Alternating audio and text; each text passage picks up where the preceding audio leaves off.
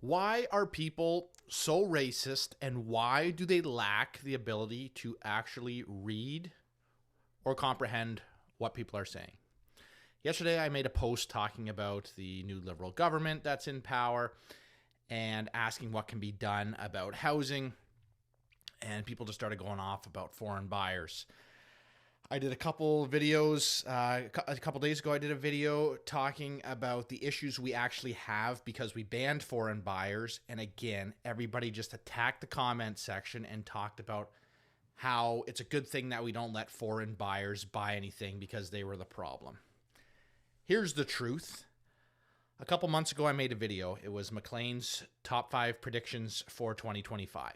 One thing they talked about is that the housing market, especially condos in Toronto, has dropped drastically in the past year. And due to the fact that we have high interest rates and that we banned foreign buyers, we are going to have a lack of houses at the end of the year. Now, let me explain why foreign buyers are the problem, but they didn't create the problem.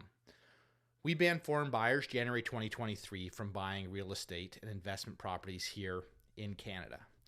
That meant for the last 2+ years, housing starts have been down because they are not buying those buildings, those condos, those properties that they have been building. So we now have a lack of housing that's available on the resale market. The resale price of condos in certain areas is starting to skyrocket, and it is predicted by the end of this year that due to the lack of supply and lack of new product that's coming to site, now everybody who has a condo, it's going to be worth a whole lot more, especially in those large areas. So we created a problem originally allowing foreign buyers to invest.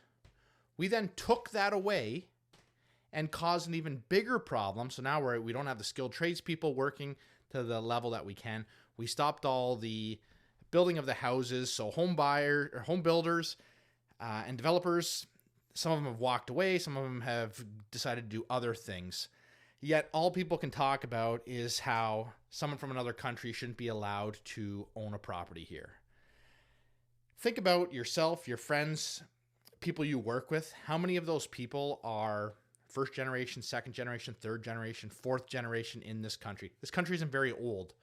We've always relied on foreign buyers. We've always relied on outside sources, immigration, emigration. We've relied on the world coming to this country to help build it to the level that it's been so far. And unfortunately, we have now gotten to a point where we have just decided that we don't want that anymore because we're so greedy about our own wants. Even though for the large majority of people, you were never buying those condos. And the people who are renting in those condos in a lot of cases are people who needed short-term rentals or people who don't want to buy a house. If you don't want to buy a house and have the responsibility of that, unfortunately, you need something like a condo building. You have to pay maintenance fees.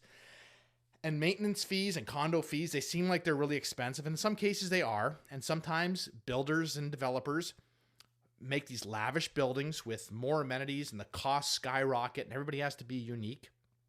That's a real thing. And it's unfortunate when it gets to that point because the developers and the builders need to understand that this needs to be affordable depending on where it is. But those maintenance fees, not having to worry about cutting grass and shoveling snow and buying mulch for your garden. If you've got a pool in the building, not having the cost just to maintain a pool. There's all these benefits that actually come out of buying these or renting these condos. They're not existing anymore. So all those people now who may have wanted to come to this country, they would have rented those places to start off. People who don't want to own a property anymore, young kids, lots of kids don't want to have to deal with that. I talked to my own son about that. Why does he want to have to deal with the house, right? And I start thinking myself, yeah, actually, that's a good idea. Why are we've created a society that just creates more work for ourselves. So when it comes to the housing crisis, who knows what's going to happen here? Everybody's just sitting there yelling and fighting on the internet. Unfortunately, it is what it is. The Liberals are back in power. All we can do if we are a home buyer or a new home buyer wanting to get into the market, have your voices heard. Tell the government, tell people what you want. Talk to builders, tell them what you're looking for. If you're a developer, if you're a contractor, this is the time to shine. We got to build 500,000 houses a year here in Canada. That's a huge ask. I think worldwide there's something like, I forget the number, 60,000 houses or something like that need to be built every day for the foreseeable future for the 3 billion plus people that are going to be inhabiting this earth in the next couple years. We got to stop fighting. We got to start working together, because that's the only way we're going to solve these problems for real.